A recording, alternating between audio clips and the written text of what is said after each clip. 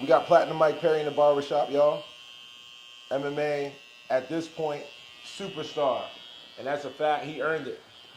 Been training with Mike a long time, you guys. So it's a pleasure to have him in here, pick his brain for a little bit while I chop him up. I need to cut for sure. Now I'm a combat sports athlete. MMA, boxing, bare knuckle boxing is its own sport. And people, there's a common misconception, and I don't know if you can clear that up. People just assume that these guys are going to bare knuckle because they don't got it no more, and they're not making as much money over there. That's what I heard. They said that all these bare knuckle guys ain't getting paid. It's crazy. I don't know about the rest of them, but as far as sports go, it seems like a tougher sport. You got to learn new things. You got to find out new things about yourself. These guys, I feel like, talk about it because they don't, they don't want to get punched in the face bare knuckle. But to me, it's kind of invigorating. Like, I mean, I don't want to get hit either, and I'm working on that. But I'm tough enough to say that I'll do it. And I got to learn new things, and it seems like a much more real fight to me. I was saying that they should let us throw like one kick to the face if we get a knockdown. You know what I mean? Like I knock the guy down and kick him in the face with my Nike boots. And, make sure he stays down like a street fight. One face stomp, something good like that. But, I mean, I like, after the first fight, I've been learning about my knuckles and how to connect on every shot, how I want my hand to land. And then it's so different now when I get in the ring and I spar with gloves on, I go wild. I will punch anywhere, anything. I'm still trying to connect properly with my knuckles, but like it feels like pillows on my hands with boxing gloves. My hands don't feel, weak at all. So that's another thing too, is you can't really practice it. You can play around and punch the little wood, planks and try to touch walls with your knuckles, or like I try to, hit my knuckles on wood a little bit, tap them, try to do knuckle push-ups on the floor, but I just, I feel like when I connect now, I'm thinking more about how to land the punches and how to really feel myself digging my knuckles into someone's face. Like, take that as you will, but like, you don't want that smoke. No, in the fight. Do not want that in your life. In the fight, actively, do you feel the shots on your hands? Like, fuck. Like, in the fight. Well, I had one, and like, I mean, kinda, yeah. You kind of start pulling your punches more and more, but that was the first one. As the fight went on, because I watched the fourth round, and like was wondering what people were talking about. Is the last 15 seconds maybe of the fourth round, he threw a couple punches at me, because my punches kind of stopped hurting him. But I punched him so many times in the fourth round without him responding. And, he was ducking into some of my fists. I was trying to land, like, clubbing shots with my palm a little bit. And now I know, when I land punches, I squeeze a lot harder. I squeeze my fists a lot harder so that, it can withstand up to someone's skull. Because the skull, the middle of the forehead, or like right above the forehead, is the hardest part you can hit. So it's your fist versus their skull. And I remember trying to punch through his skull. I was trying to put some cracks in the forehead. Yeah. I mean, it split them open pretty good. It was good. Every time I hit them, my hands were starting to stick together from all the blood dripping off of my knuckles. Every time I hit them, it was like, I mean, they got that video of me spitting out the blood. Fire. But where's the video when I hit them, I know some blood went splat. Yeah. Nah, like, see, just that insight, I don't think no one's heard, like, your fingers stick together from the blood. It's pretty fucking disgusting. But I've seen how many bare knuckle fights and I haven't peeped that. But what's a gem that you drop that these guys probably didn't pay attention to? MMA guys, I do not train with 16-ounce gloves at all, ever. The only time I put 16-ounce gloves on is Saturday sparring when I have to because I want to punch people. Yeah. The only way for me to participate is with 16-ounce gloves on. And I watch so many fighters. They're always training with these big-ass gloves on. I'm warming up. My UFC debut. I'm in the back. I'm already nervous, obviously. And I'm hitting.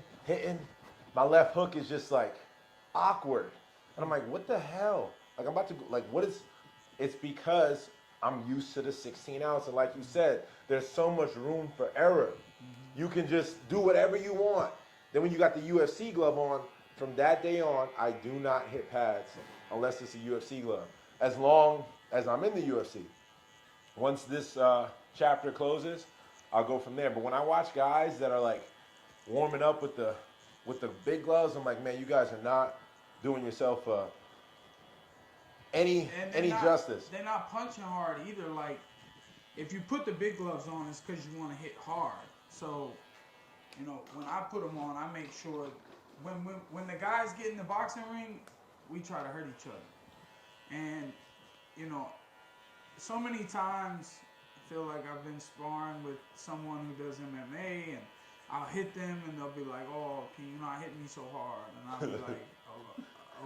Like, and then they try to hit you hard, and I'm like, well, you're gonna get clocked if you come at me and then ask me to not hit you so hard. So, I mean, it's not like I said, I can't practice without gloves, so I put the 16s on, and I try to focus on not punching improperly just because I have a pillow on my hand. I try to get my knuckle to go through that 16-ounce glove, and you got to throw the shot fast and sharp, and it's got to come back quickly. That's a proper punch. You got to move your body properly. Otherwise, you're practicing bad habits. Now, MMA is easy to do a lot of bad habits when it comes to the boxing.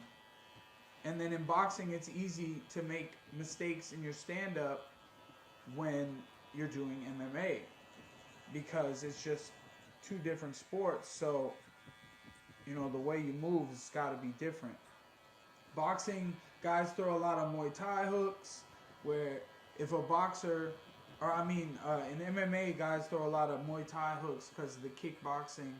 And then in boxing, if I did regular boxing, it'd be easy to get taken down. So, I mean, going back and forth is actually confusing and difficult to do if you want to focus on one of the techniques over the other. No, I see it. When I lock in with my boxing coach, I kind of get chopped in my leg a little bit more than I want to. Mm-hmm. But I feel crisp. I feel anywhere that's in front of me, beat. But I get that leg chopped a little bit more than I want to. But it's cool, man, because unanimously, I'm slowly building a name for myself, and as time go by, you doing your thing. Everybody, a lot of big names, all the blue check marks is rocking with you. They rocking your Philly Fresh clothes, your dad wear, or whatever you want to call it, and like, because you just a cool cat, bro. You always have been. Appreciate it, man. And you taking your time with everything. You making sure your body is really like prepared for any battles. I mean, I can't lie. Like, you really started fighting with me as of lately. Like, for the past year or so, since we started working back again, you know, you give me hell. And it's nice, because if your boys can't put the pressure on you, then when you get in the fight, you're probably gonna be in trouble. The cool thing about my career is a lot of guys were the opposite of me. A lot of guys started off steamrolling, i.e. Mike Perry. You know what I mean? Like regionally, this motherfucker literally the craziest path to the UFC. Like, who is the best guy in America? There was like a list of 10, and this motherfucker was just traveling to motherfucker's hometown, out the country, and just knocking people out. But you gotta think, that's who I came up sharing rounds with, you know? And obviously always get the better of me back then, but I'm growing, and I was conditioned in a weird way to taking these beatings in the gym, right? And I remember one time, one thing that stuck with me, you probably don't remember, we were amateurs, and I think you were on probation or some shit, and I fought, and you were trying to fight Alex Z, and you had to get clearance from the judge to go fight him. It's an amateur fighter, and Mike's like, "Yeah, Phil, I'm just gonna go beat up everybody that you lost to," and then you fucking you went and you knocked out Alex Z, and why I'll never forget it was because this was the first fight in Florida history that was ground and pound for an amateur fight. From that fight on, there was ground and pound. So before that, there were no amateur fights in the state of Florida. This is 2012 that had ground and pound. And Jason Arnett was advertising the first. That's funny. You think about it, the first ground and pound amateur fight in the state.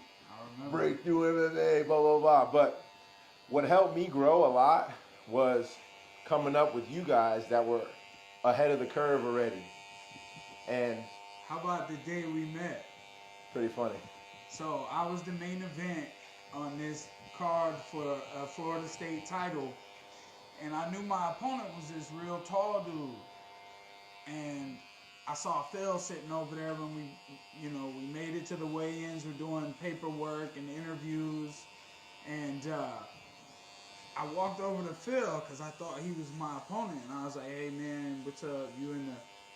I had a black eye already from training, and I was like, "Are you fighting?" I probably said something stupid like, "Are you fighting some guy named Mike Perry?"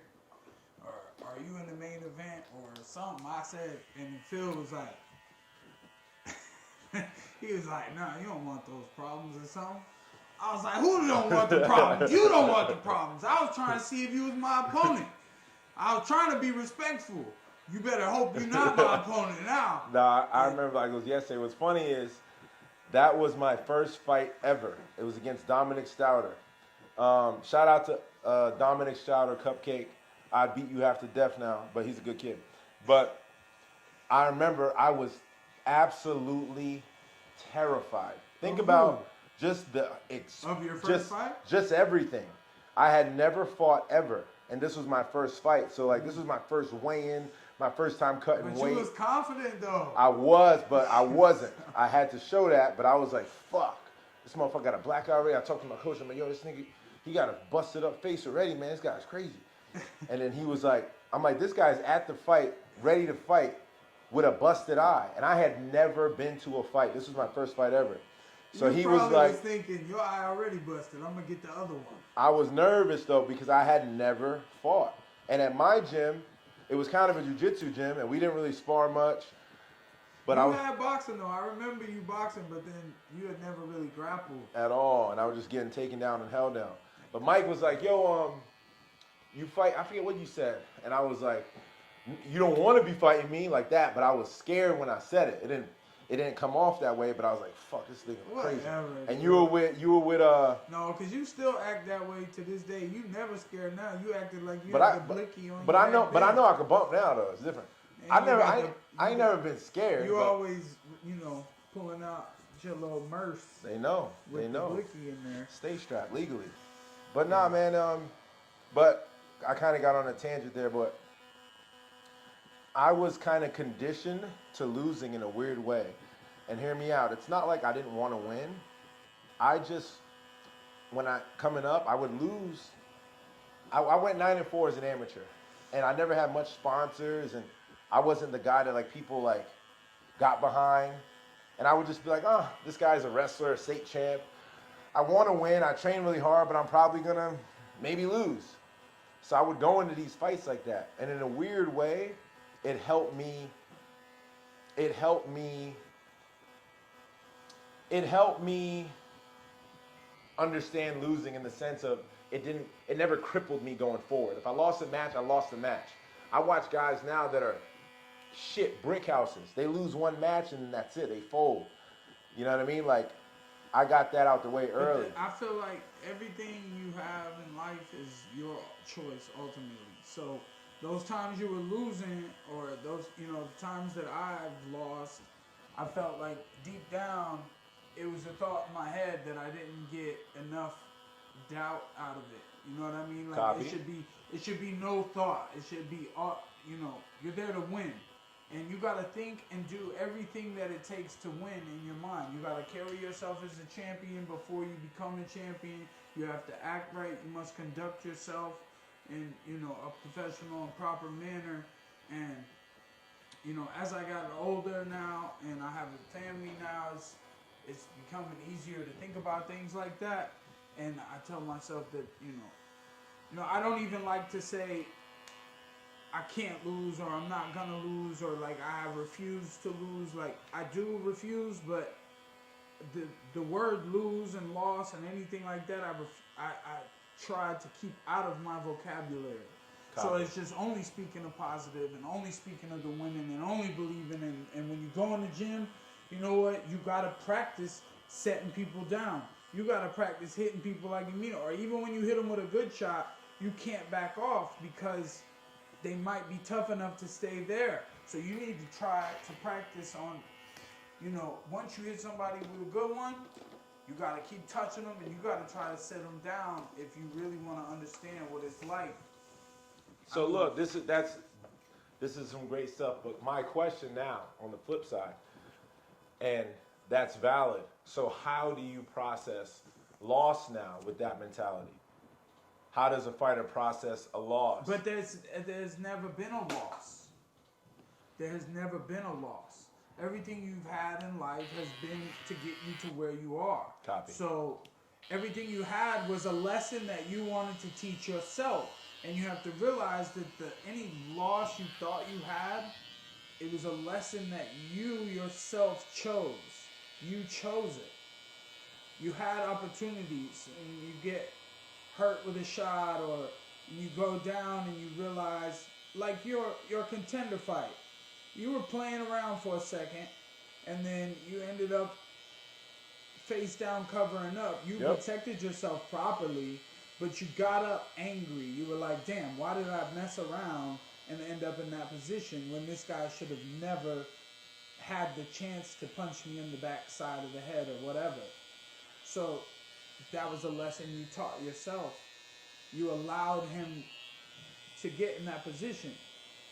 I mean, people always talk about manifesting and believing in all of those things, but they don't truly manifest, because after they'll talk about it, they'll say something negative, or they'll complain about something, or they'll bring up loss, the thoughts of loss, or things like that. Obviously, it's a part of life, which makes it never true. It makes it, you never lose. You only get taught something.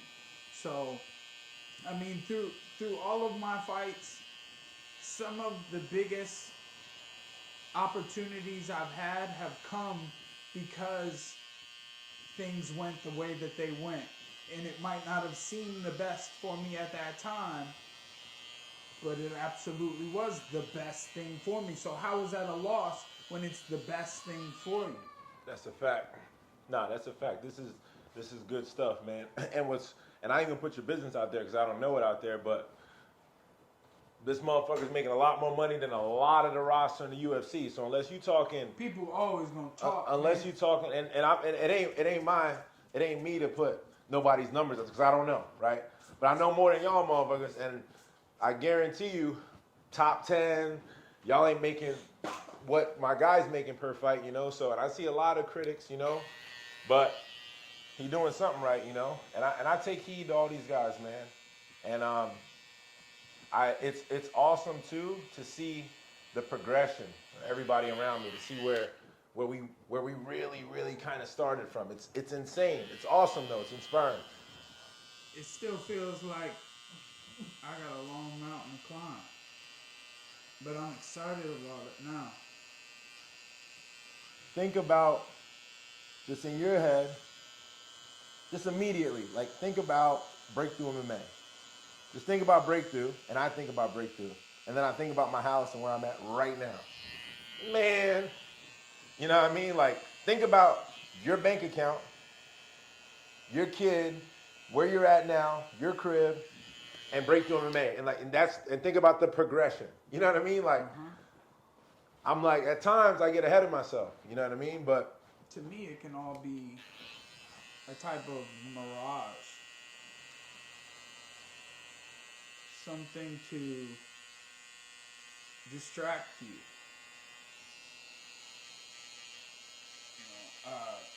McGregor says things like, "Oh, it's harder to," I mean, no offense, I guess McGregor hasn't won a fight in a while, so the things he say might not be the winning way, but it sounds like an excuse to me. If you're sleeping in silk pajamas, it's harder to get up and go out and go run. I say if you're arguing with your girl and you're struggling paying bills, it'd be a lot harder to get the energy to go out and go run. So I'm lucky to pay my bills. I make sure I do what I got to do to keep my body prepared, and it's like practicing tightening my fist when I land a punch on people. It's just something I gotta do, and listen, I gotta give it up to God.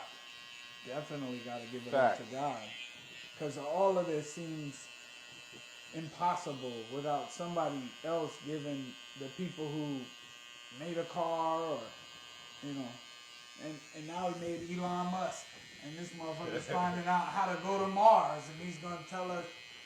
He's going to take society up to space. Shit, I've been playing Saints Row 4, and you like in space, fighting an alien race. It's kind of dope. It's like Grand Theft Auto in space. I remember Saints Row, man, was that Xbox One? That was a regular Xbox. Yeah, probably. That was a regular Xbox. Throwback. Xbox 360. Yeah, I mean, I'm thinking even before then. I want to say it was regular Xbox. I don't know. 360. I remember Halo was regular Xbox. Halo 2, Halo. Yeah. That shit was... I've been playing some video games. Shout out to all the game nerds. Shout out to Mike Davis, my teammate.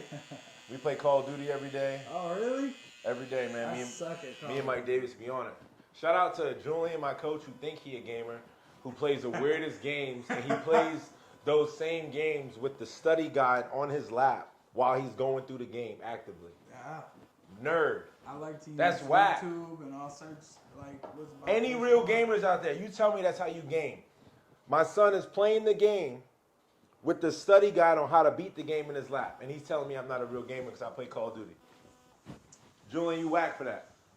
I like easy story mode. I like to just play the story and just enjoy the game. If you can put that difficulty on too high, I'd be like, this shit is not realistic.